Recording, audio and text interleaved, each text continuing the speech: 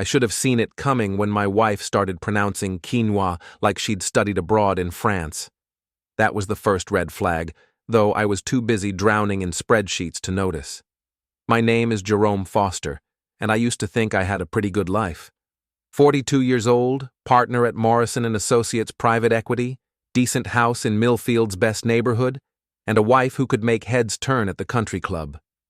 Before we dive deeper into this story, I have one small request. Please subscribe, drop a like, comment, and hit that hype button to boost this channel so more people can discover these incredible Reddit stories. The second red flag was when Denise suddenly developed a passion for intellectual discourse with her book club. Every Tuesday and Thursday, like clockwork, she'd slip into something that cost more than my first car and announce she was off to discuss contemporary literature with the girls. "What are you reading this week?" I'd ask, genuinely curious. "Oh, you wouldn't understand it, Jerome. It's very sophisticated." Right, because the guy who graduated summa cum laude from Wharton couldn't possibly grasp the complexities of whatever literary masterpiece they were dissecting between Cosmos and gossip. The third red flag should have been obvious, but hindsight's always 20/20.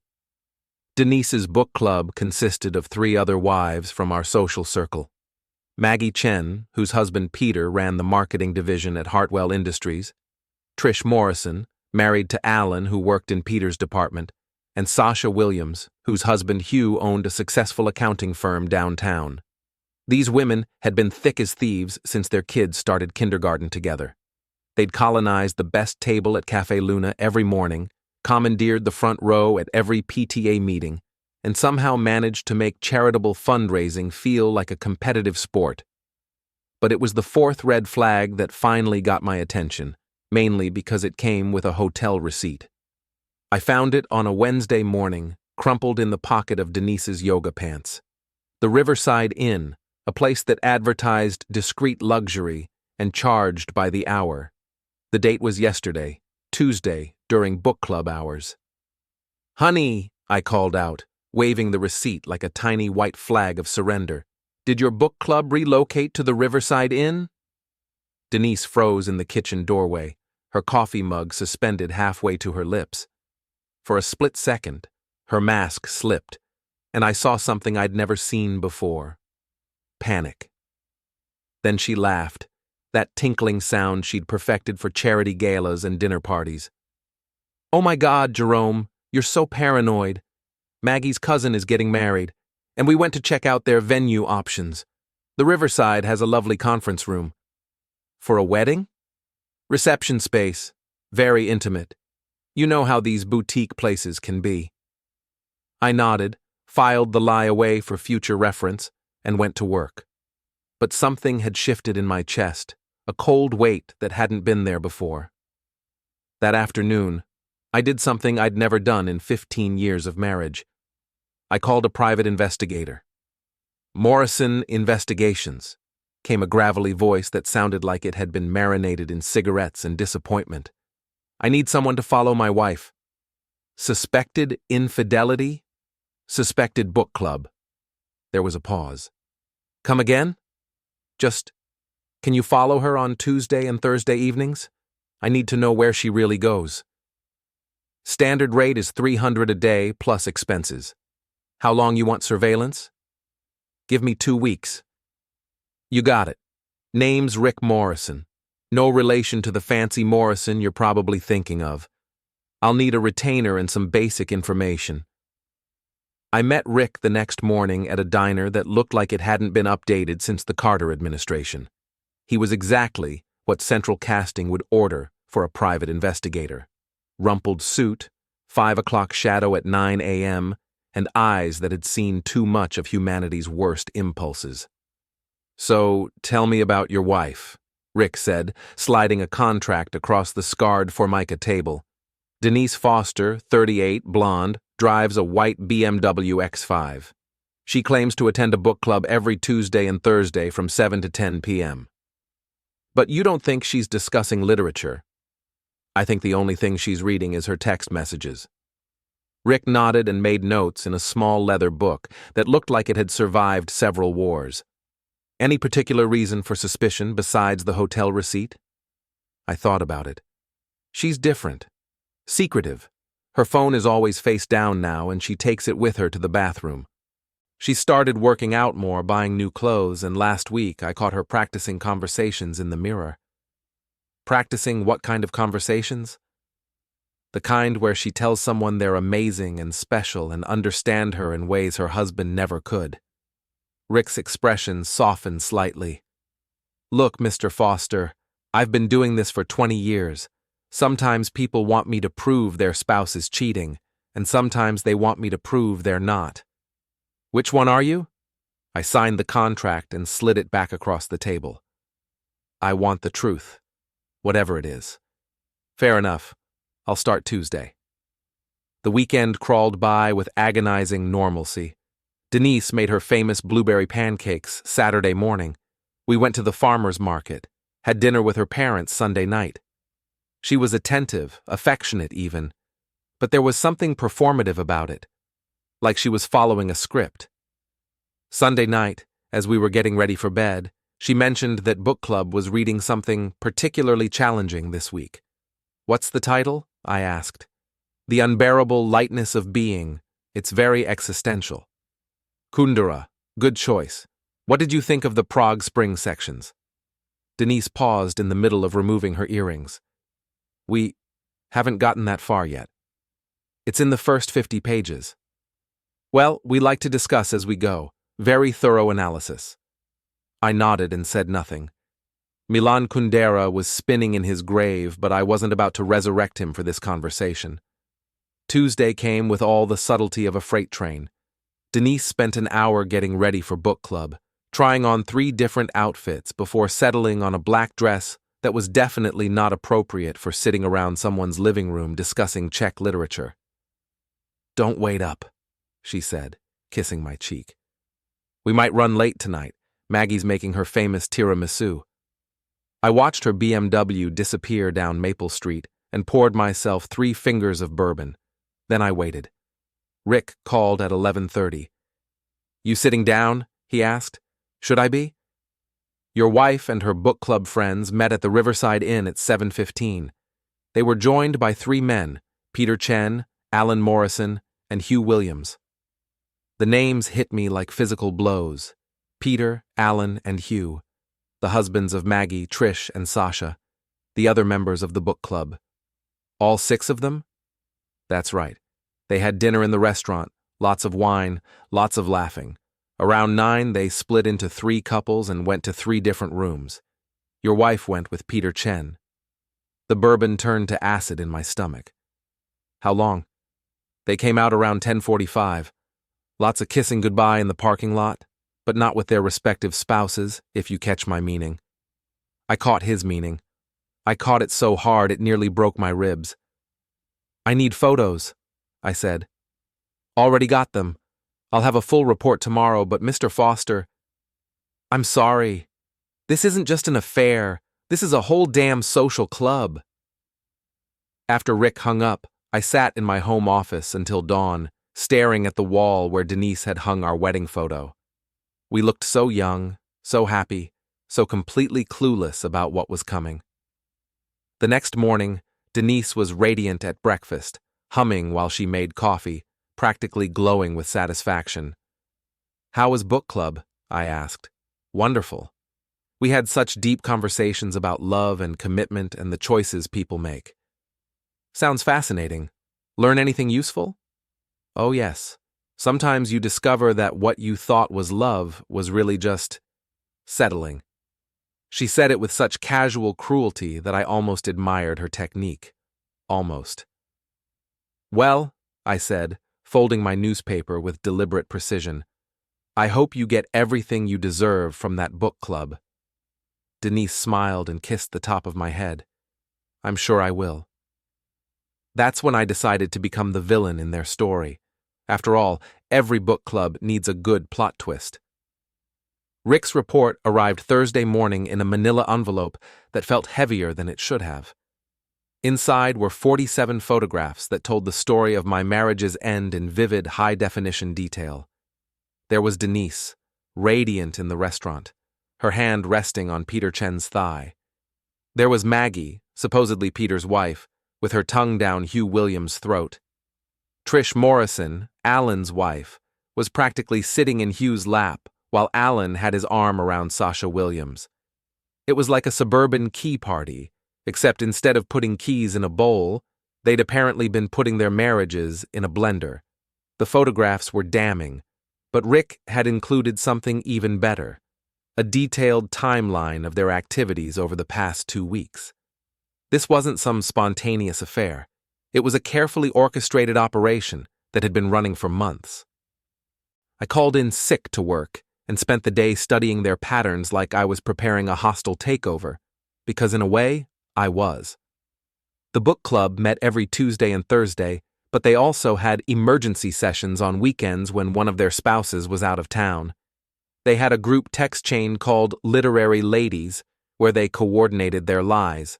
They'd even created fake book reviews on Goodreads to support their cover story. These women had turned infidelity into an art form. But here's what they hadn't counted on.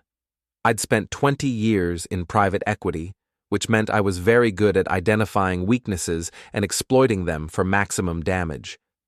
Weakness number 1, they were sloppy. Drunk on their own cleverness, they'd gotten careless about covering their tracks. Weakness number 2, they trusted each other completely, which meant they'd never considered what would happen if their little alliance fell apart. Weakness number 3, they thought I was harmless. That was their biggest mistake. I started with reconnaissance. Our social circle was small and incestuous, which meant everyone knew everyone else's business, or thought they did. The Chens lived 2 streets over in a colonial that looked like it had been designed by someone who'd seen a picture of Martha Stewart's house and tried to recreate it from memory. The Morrisons had a modern monstrosity on the hill that screamed new money. The Williamses lived in the old section of town, in a Victorian that Hugh had renovated himself. I knew all these people. I'd been to their dinner parties, their kids' birthday celebrations, their anniversary celebrations. I'd helped Peter move his pool table last summer. I'd lent Alan my pressure washer. I'd given Hugh business advice when he was starting his accounting firm, and they'd all been screwing my wife. Thursday evening, I positioned myself at Murphy's Pub, a dive bar downtown that had the best view of the Riverside Inn's parking lot. Murphy's was the kind of place where nobody asked questions, and the bartender doubled as a therapist for the price of a beer. "You look like someone shot your dog," said the bartender, a grizzled ex-Marine named Tommy, who'd been pouring drinks since before I was born. "Worse, someone shot my marriage." "Ah, cheating wife?" "Cheating wife, cheating friends, cheating entire social circle. It's like a Shakespeare play, except with more SUVs. Tommy poured me a bourbon without being asked. "What are you going to do about it?" "I'm going to burn it all down." "Good man. Nothing worse than a cheater, except maybe a whole bunch of cheaters who think they're smarter than everyone else." At 7:20, I watched the BMW convoy pull into the Riverside Inn parking lot. 4 luxury vehicles, 4 cheating wives, and enough collective guilt to power a small city. At 7:45, the husbands arrived in their own cars. Peter's Tesla, Alan's Audi, Hugh's pickup truck. They walked into that hotel like they owned the place, like they were doing something perfectly normal instead of destroying 4 marriages and God knows how many children's sense of security. I took pictures of everything. License plates, timestamps, faces, evidence for the divorce proceedings, sure, but also ammunition for something much more satisfying. Friday morning, I called my lawyer. "Jerome, how's the family?" Steve Patterson had been handling my legal affairs for 10 years, mostly boring corporate stuff and real estate transactions. "That's actually why I'm calling. I need to discuss divorce proceedings." There was a pause. "I'm sorry to hear that. Are we talking amicable or—" "We're talking scorched earth. I have evidence of adultery involving multiple parties, and I want to make sure I understand all my options." "Multiple parties?" "It's complicated. Can you meet today? Steve's office occupied the top floor of the Millfield Professional Building, with floor-to-ceiling windows that overlooked the town square. I spread Rick's photographs across his mahogany conference table like I was planning a military campaign. Jesus Christ, Jerome, this isn't adultery, it's a goddamn orgy. Technically, it's serial adultery with a side of spouse swapping. The question is, how do I maximize the damage? Steve studied the photographs with the focused attention of a scholar examining ancient texts. Well, adultery is grounds for divorce in this state, obviously. With evidence this clear, you'll get a favorable settlement. But Jerome, if you're thinking about revenge, I'm thinking about justice. Justice and revenge aren't the same thing. They are today. Steve leaned back in his chair and regarded me with the expression of a man who'd seen too many bitter divorces turn into feuds. What exactly are you planning? Nothing illegal, nothing violent, nothing that can't be explained as a reasonable response to betrayal. That covers a lot of territory. Yes, it does. I left Steve's office with a clear understanding of my legal position and a timeline for filing divorce papers.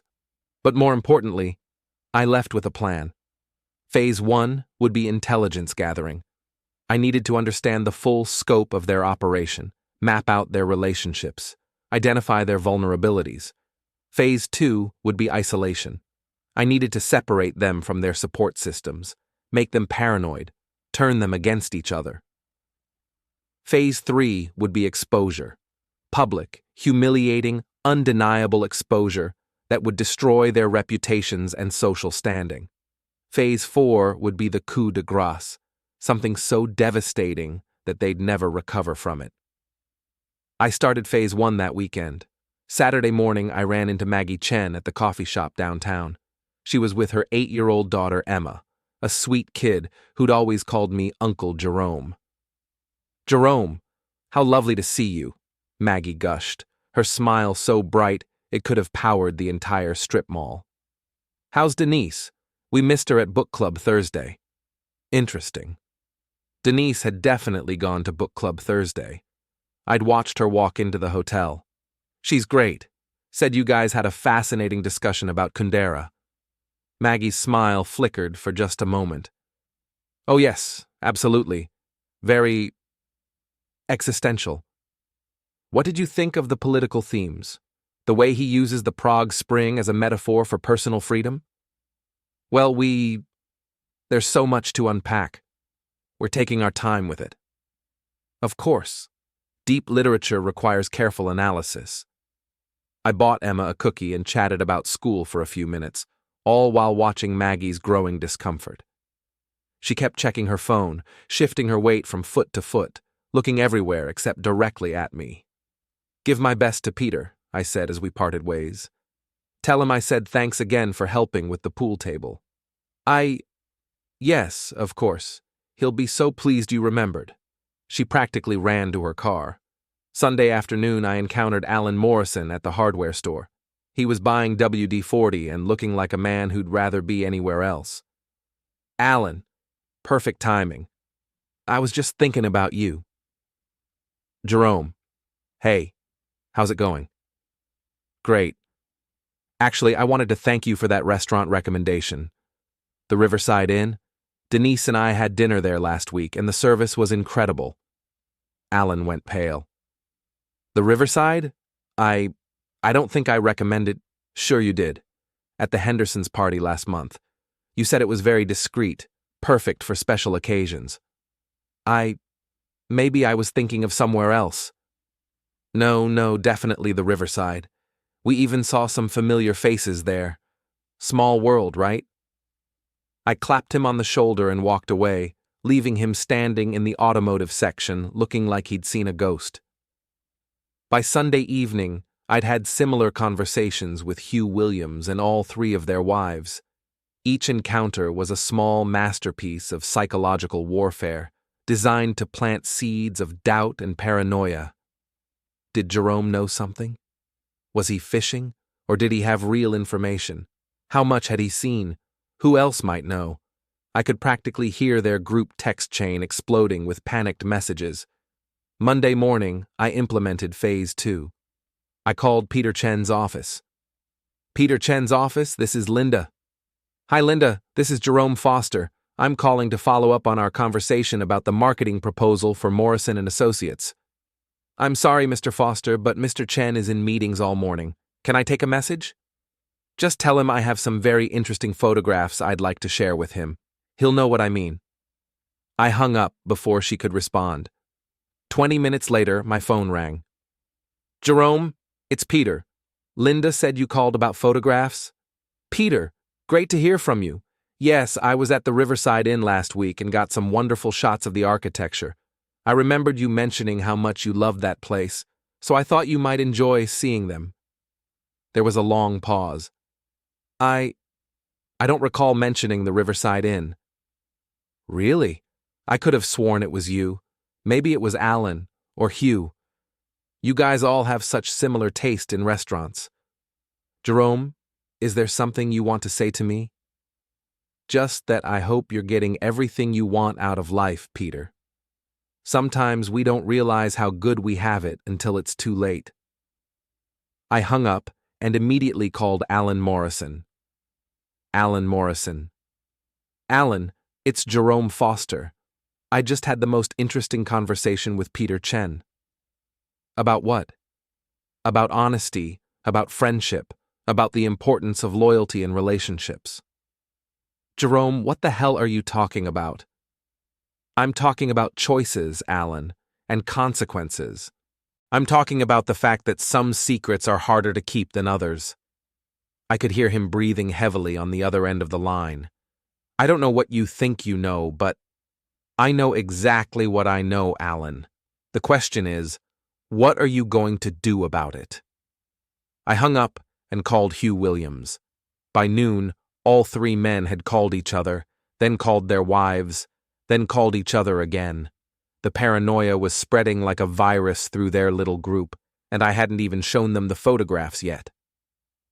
That afternoon, Denise came home early from her yoga class, her face flushed, and her hands shaking slightly.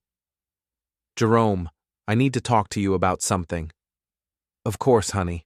What's on your mind? Have you been talking to Peter and Alan and Hugh about anything unusual? I talk to lots of people about lots of things. Is there something specific you're concerned about? They seem to think you're suspicious about something. I looked up from my laptop with the expression of a man who had no idea what his wife was talking about. Suspicious? About what? I don't know. That's why I'm asking. Denise, are you feeling all right? You seem very anxious. I'm fine, it's just, is there anything you want to ask me? About book club or anything? This was it. The moment of truth. She was giving me an opening, a chance to confront her directly. Part of me wanted to take it, to lay all the cards on the table and have it out right here in our living room. But that would have been too easy, too clean, too merciful. Book club? No, honey. I think it's wonderful that you're exploring literature with your friends. In fact, I was thinking of starting a book club of my own. You were? Absolutely. Maybe I'll invite Peter and Alan and Hugh. We could read something really challenging. Maybe something about betrayal and consequences. Denise stared at me for a long moment, her face cycling through confusion, fear, and something that might have been respect. That sounds interesting. I think it would be very educational for everyone involved. That night, as Denise tossed and turned beside me, I lay awake planning Phase 3, the exposure phase, the phase where their carefully constructed world would come crashing down around their ears. I was going to enjoy every minute of it. Tuesday morning arrived with the kind of crisp autumn air that made everything seem possible. I woke up before dawn, made coffee, and sat in my study reviewing my battle plan like a general preparing for war. Today was the day I would detonate the bomb that would destroy their little book club forever. Denise was a nervous wreck at breakfast, checking her phone every 30 seconds and jumping at every sound. She'd clearly been in communication with the other wives, and the paranoia was eating them alive. "Book club tonight?" I asked innocently, buttering my toast. "Actually, we're thinking of taking a break. Maybe reading individually for a while." "Really? That's too bad. Just when you were getting to the good parts of Kundera." She nearly choked on her orange juice. "Maybe we'll pick it up again later." "Well, if you change your mind, I'll be at Murphy's pub watching the game. Tommy makes excellent wings on Tuesday nights." "You're going to Murphy's?" "Why not? It's been a while since I've had a proper night out with the boys." The problem was, I didn't have any boys anymore.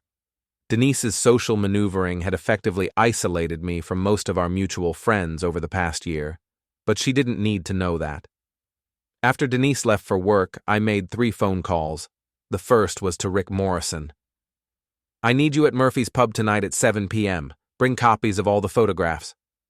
"You're really going to do this?" "I'm really going to do this." The second call was to Steve Patterson. "I'm filing for divorce tomorrow. Make sure all the paperwork is ready." "Jerome, are you sure about this?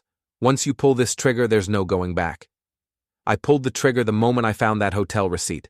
Tomorrow I'm just cleaning up the mess." The third call was to Tommy at Murphy's pub. "Tommy, it's Jerome Foster. I need to reserve the back room tonight for a private party." "How many people?" 7, maybe 8. "And Tommy?" "It's going to get interesting." "Good interesting or bad interesting?" "Depends on your perspective." At 6 p.m., I drove to Murphy's pub and set up my presentation. Rick had provided me with blown-up photographs mounted on poster board, like a science fair project from hell. I arranged them on easels around the room, creating a gallery of betrayal that would have made Dante weep. At 7 p.m. sharp, Peter Chen walked through the door, followed by Alan Morrison and Hugh Williams. They looked like men walking to their own execution, which, in a way, they were. "Gentlemen," I said, gesturing to the chairs I'd arranged in a semicircle, "thank you for coming." "Jerome, what the hell is this about?" Peter demanded, but his voice lacked conviction. He'd already seen the photographs on the easels, and his face had gone the color of old cheese. "This is about truth, Peter. This is about consequences. This is about the fact that you've been sleeping with my wife for the past 6 months." The words hung in the air like smoke from a gun barrel. Alan made a choking sound. Hugh sat down heavily in one of the chairs, his face buried in his hands. "Now, before anyone starts denying anything or making excuses, let me save you the trouble." I gestured to the photographs. "These were taken over the past 2 weeks by a licensed private investigator. They document your wives' book club activities in exquisite detail." I walked them through the evidence methodically, like a prosecutor presenting a case to a jury. Photographs of them entering the hotel, photographs of them leaving, photographs of the kissing, the touching, the unmistakable intimacy between people who were married to other people. "The question now," I continued, "is what we're going to do about it." "What do you want?" Hugh asked, his voice barely above a whisper. "I want you to understand something very important. Your wives think they're clever. They think they've been playing you for fools while they live out their suburban fantasies. But here's what they don't realize. They've been playing me for a fool too." I pulled out my phone and showed them the group text chain that Rick had somehow managed to access. "Jerome is so clueless," I read aloud. "Peter says he's like a golden retriever, loyal and stupid. Alan thinks we should feel sorry for him. Hugh says he's pathetic." The 3 men couldn't look at each other. They couldn't look at me. They stared at the floor like it might open up and swallow them. "So here's what's going to happen," I continued. "Tomorrow, I'm filing for divorce. I'm naming all 3 of you as co-respondents. These photographs will be exhibits A through Z in the proceedings." "Jerome, please," Alan started, but I held up a hand. "I'm not finished. Your wives have destroyed my marriage, my friendships, and my trust in basic human decency. They've made me the laughingstock of our social circle while they play house with each other's husbands. but most importantly, they've underestimated me. I walked over to the bar and poured myself a bourbon, taking my time, letting the tension build. Now you gentlemen have a choice. You can go home tonight and confess everything to your wives. You can tell them that their little book club has been exposed and that the party is over. Or what? Peter asked. Or I can tell them myself. Publicly. At the Harvest Festival this Saturday. The Harvest Festival was Millfield's biggest social event of the year, a community celebration that drew hundreds of people to the town square. It was where reputations were made and destroyed, where social hierarchies were established and maintained. You wouldn't, Hugh said. Wouldn't I? These are the people who called me pathetic, Hugh. These are the people who thought they could humiliate me without consequences. What exactly do you think I wouldn't do? The room fell silent except for the sound of Alan Morrison crying, actual tears streaming down his face like a broken faucet. There is a third option, I said, almost casually. You could help me. Help you what? Peter asked. Help me give them exactly what they deserve. I outlined my plan in detail, watching their faces cycle through horror, disgust, and finally, reluctantly, a kind of admiration for the elegant cruelty of it. You're insane, Hugh said when I finished. I'm thorough. There's a difference. Why would we help you destroy our own wives? Because they're not your wives anymore, Hugh. They stopped being your wives the moment they decided you weren't good enough for them. They're just women who happen to live in your houses and spend your money while they sleep with other people. It was brutal, but it was also true, and the truth has a way of cutting through denial like a hot knife through butter. What guarantee do we have that you won't destroy us too? Alan asked. None whatsoever, but you're already destroyed, Alan. Your marriage is over, your reputation is shot, your wife thinks you're a joke. The only question now is whether you go down fighting or go down begging. I finished my bourbon and stood up. I'll give you 24 hours to decide. If you're in, meet me at the Riverside Inn tomorrow night at 7 p.m. If you're not, I'll understand. But either way, this ends on Saturday. I left them sitting in that back room, surrounded by the evidence of their wives' betrayal, contemplating the wreckage of their lives. Wednesday passed in a blur of legal preparations and logistical planning. Steve Patterson filed the divorce papers, ensuring they would be served Friday afternoon for maximum psychological impact. Rick Morrison gathered additional evidence and prepared the final presentation materials. And at 7 p.m., all three men showed up at the Riverside Inn. I can't believe we're doing this, Alan said, as we sat in the same restaurant where their wives had planned their betrayals. I can't believe it took us this long, Hugh replied. Sasha's been treating me like a servant for months. I thought it was just marriage, you know? I thought it was normal. None of this is normal, Peter said. Normal people don't systematically humiliate the people who love them. We spent 2 hours planning Saturday's events, working out every detail, anticipating every possible complication. It was like planning a military operation, except instead of capturing territory, we were capturing dignity. Thursday morning, Denise announced that book club was permanently disbanded. Really? That's too bad. You seem to be enjoying it so much. We just grew apart. Different interests. Well, I hope you find something else to occupy your time. Maybe a hobby that doesn't require quite so much coordination with other people. She gave me a sharp look, but said nothing. Friday afternoon, the divorce papers were served at Denise's office by a professional process server who had all the subtlety of a freight train. According to my sources, she screamed so loudly that security thought there was an emergency. She came home that evening like an avenging angel, clutching the legal documents and practically vibrating with rage. "How dare you!" she shrieked, waving the papers at me like a weapon. "How dare you humiliate me like this?" "Humiliate you? Denise, you humiliated yourself. I'm just making it official. You don't have any proof of anything." I walked to my study and returned with a manila envelope containing copies of Rick's photographs. I spread them across the coffee table like a deck of cards. Actually, I have quite a lot of proof. Denise stared at the photographs, her face cycling through denial, anger, and finally a kind of desperate calculation. Jerome, we can work this out. It was just a phase, a mistake. I love you. No, Denise. You love the idea of me. You love my paycheck and my social status and the way I make you look respectable. But you don't love me. If you loved me, you wouldn't have spent 6 months sleeping with Peter Chen while calling me pathetic to your friends.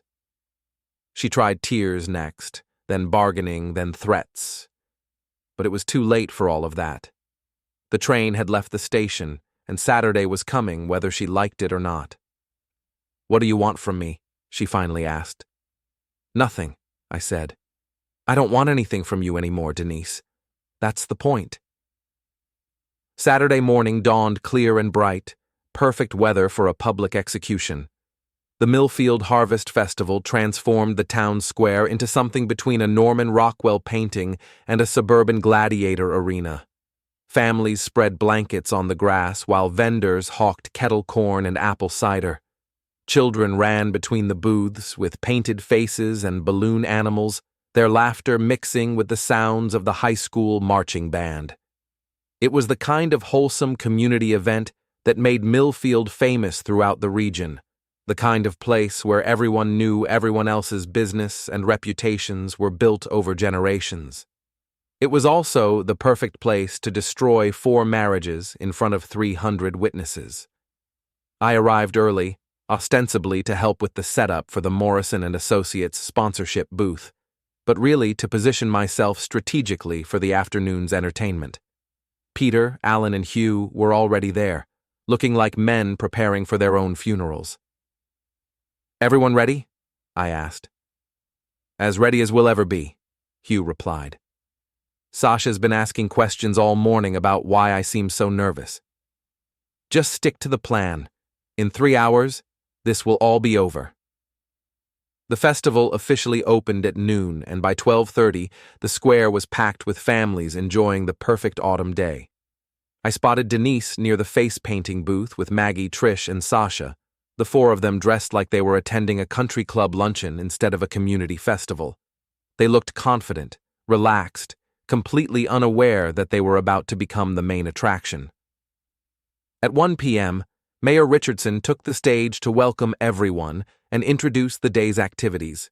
The schedule included a pie-eating contest, a pumpkin carving competition, and the traditional community awards ceremony where local businesses and volunteers were recognized for their contributions to the town. At 2 p.m., I took the stage. Good afternoon, everyone, I said into the microphone, my voice carrying across the square. For those who don't know me, I'm Jerome Foster from Morrison & Associates. I wanted to take a moment to talk about something very important to our community, the value of truth and honesty in our relationships. I could see Denise in the crowd, her face suddenly alert, like a deer sensing danger. We live in a wonderful town filled with wonderful people, but sometimes even wonderful people make terrible choices. Sometimes they betray the trust of those who love them. Sometimes they think they're clever enough to get away with it. The crowd was paying attention now, sensing that this wasn't going to be a typical community speech. 6 months ago, I discovered that my wife was having an affair. Not just any affair, but an elaborate deception involving multiple couples in our community. What you might call a book club. A murmur went through the crowd. I could see people turning to look at each other, trying to process what they were hearing. Now, I could have handled this privately. I could have filed for divorce quietly and moved on with my life. But these people didn't just betray their spouses. They made a mockery of the values that make our community special. I gestured to Rick Morrison, who was standing near the stage with a large display board. So I thought you all should know exactly what kind of people you've been socializing with. Rick unveiled the display board, which contained a carefully edited selection of the photographs from the Riverside Inn. Nothing pornographic, nothing that would traumatize the children, but clear enough that everyone could understand exactly what they were looking at. The crowd erupted. People were pointing, gasping, pulling out their phones to take pictures. Parents were covering their children's eyes. The mayor was frantically trying to get to the microphone to cut me off. But I wasn't finished. Denise Foster, Maggie Chen, Trish Morrison, and Sasha Williams, I continued, my voice cutting through the chaos. The literary ladies of Millfield. They've been meeting twice a week for the past 6 months, but they haven't been discussing books. They've been systematically destroying their marriages while calling their husbands pathetic behind their backs. I could see the 4 women in the crowd, their faces white with shock and horror. Maggie was crying. Trish was trying to push through the crowd toward the exit. Sasha looked like she was about to faint. But here's the really interesting part, I continued. They thought they were so clever, so sophisticated, so much smarter than the rest of us. They thought they could humiliate their families without consequences. The mayor finally reached the microphone and tried to cut me off, but the crowd was having none of it. They wanted to hear the rest of the story. They were wrong, I said, stepping away from the microphone but projecting my voice so everyone could still hear. Actions have consequences. Betrayal has consequences. And sometimes, those consequences are very, very public. The crowd surged toward the display board, everyone trying to get a better look at the photographs. I could see people taking pictures with their phones, already posting to social media, spreading the story beyond the confines of the town square. In the chaos, I spotted Peter, Alan, and Hugh near the edge of the crowd. They were watching their wives' public humiliation with expressions of grim satisfaction. Justice isn't always pretty, but sometimes it's necessary.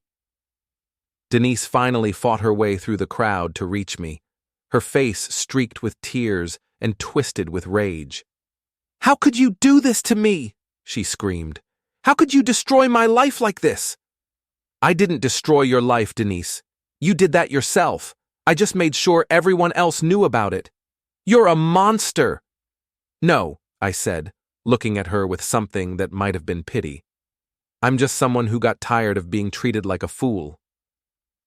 Security finally arrived to restore order, but it was too late. The damage was done. By evening, the story would be all over social media. By Monday, it would be the talk of the entire region. The book club was officially closed.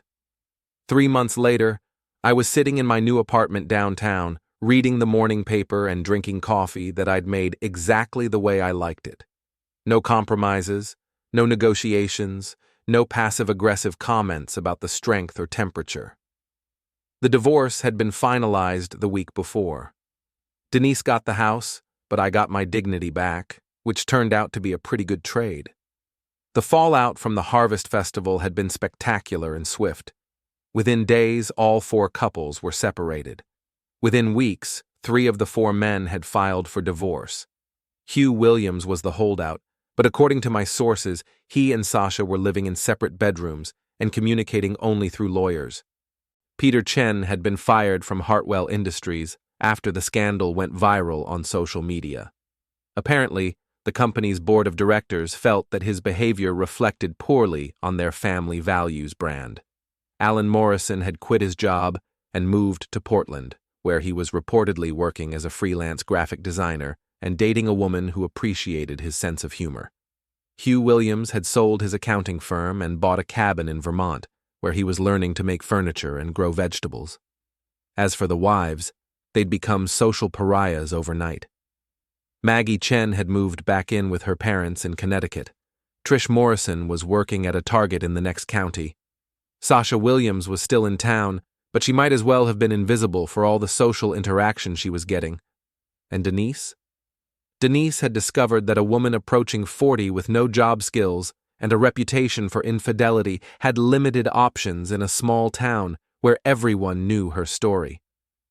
She'd called me twice since the divorce was finalized, both times drunk and both times asking if we could work something out. I'd hung up both times without saying a word. My phone rang, interrupting my morning reading. It was Rick Morrison. "Jerome, you're not going to believe this." "Try me," Remember that group text chain we accessed? The literary ladies?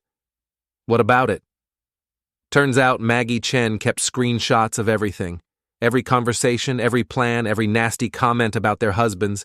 She's been shopping them around to divorce lawyers as evidence of premeditation. Premeditation for what?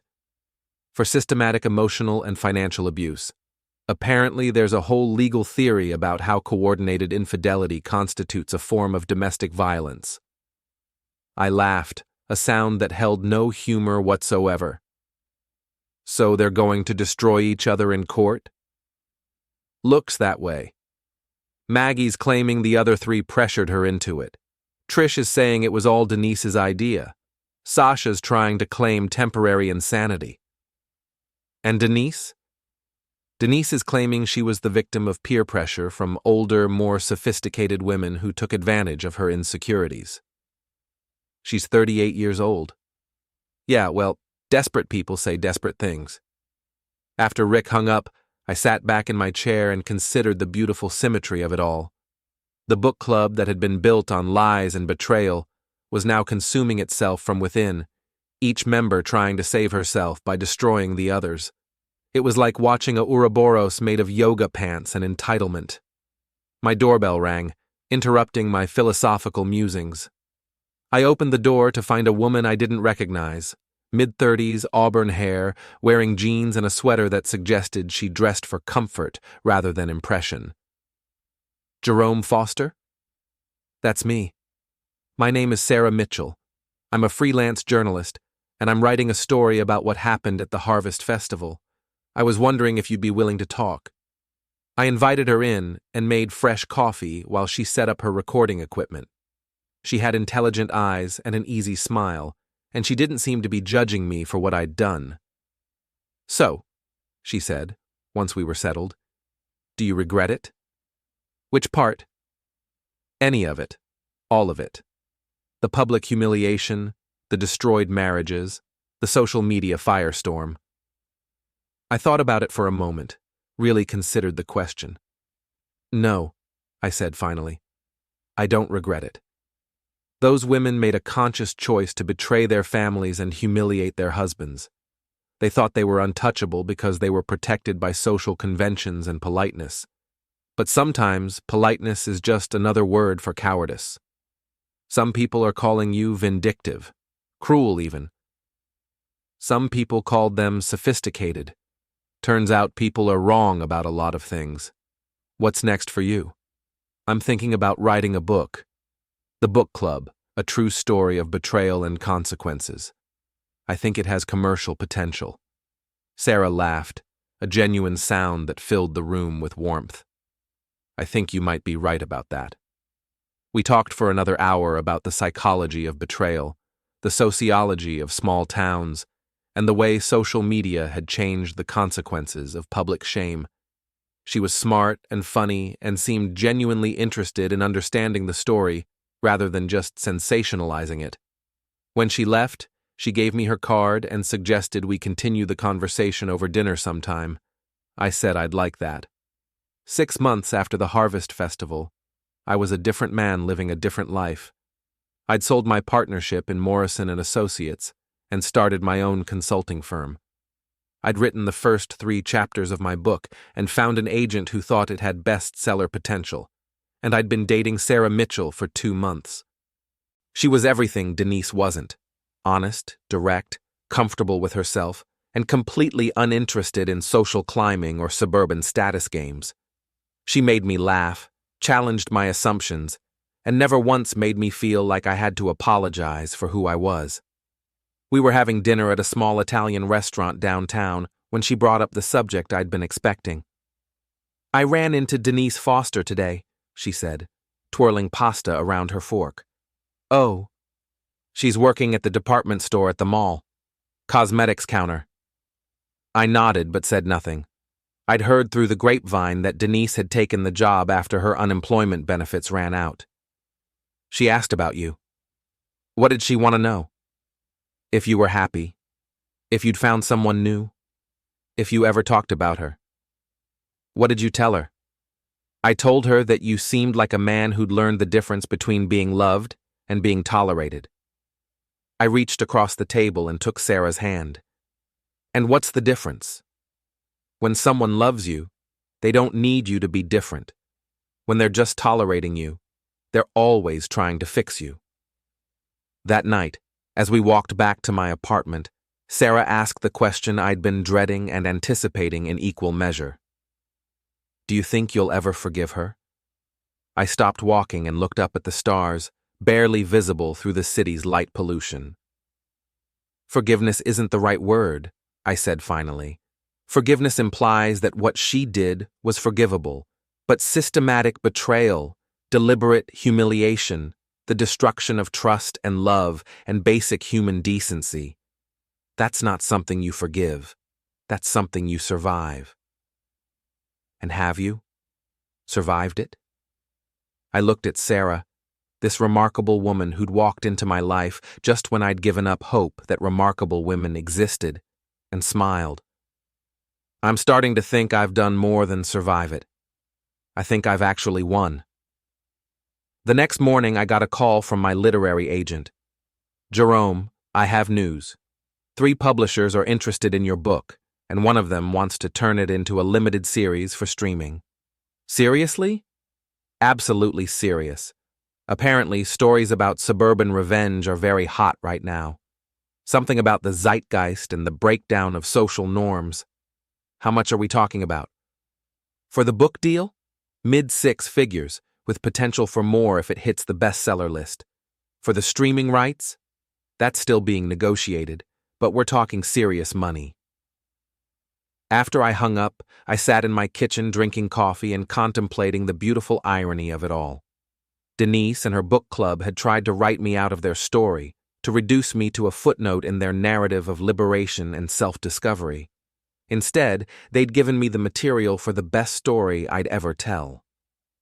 My phone buzzed with a text from an unknown number. Jerome, it's Denise. I heard about your book deal. I hope you'll be fair to me in your story. I hope you'll remember the good times we had. I hope you'll remember that I loved you, in my own way. I read the message twice, then deleted it without responding.